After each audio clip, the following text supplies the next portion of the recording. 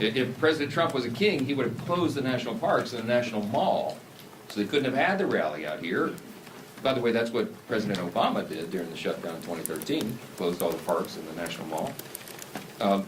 Here in Washington, you had Senators Bernie Sanders and Chris Murphy and Cory Booker and others marching in the streets.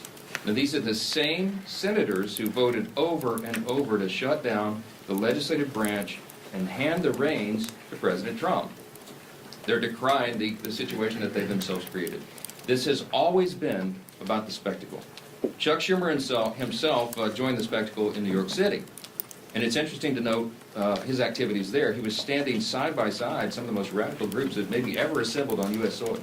They openly advertised as co-sponsors of the event in New York City the Communist Party USA, the Democrat Socialist of America, the Freedom Socialist Party, the Young Communist League of New York, many others. Do we need any further evidence?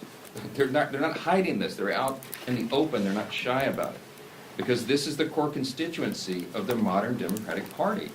These are objective facts. Look at what's happening. Open your eyes. It is exactly why Chuck Schumer is pandering in this whole charade. We've explained from the very beginning, this shutdown is about one thing and one thing alone: Chuck Schumer's political survival. Now, I noted on Friday the lead organizer of the rallies this weekend issued an open threat to Democrats.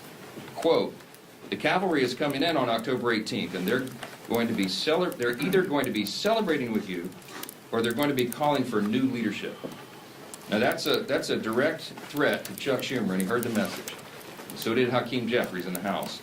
And that's why neither of them were here doing their jobs. Instead, they were out in New York and California. They were catering to the same radical base that is just days away from electing an open Marxist as mayor of New York City. And now that Chuck Schumer has had his spectacle, he's had his big protest against America, this is our plea.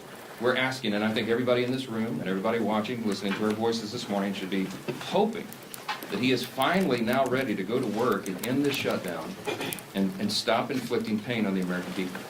Republicans have been working. We are ready. We've been doing this. It's been over a month now. We passed our responsible short-term solution to keep the government open while we just simply finish our work to fund the government openly and transparently, and Republicans are completely united on that front.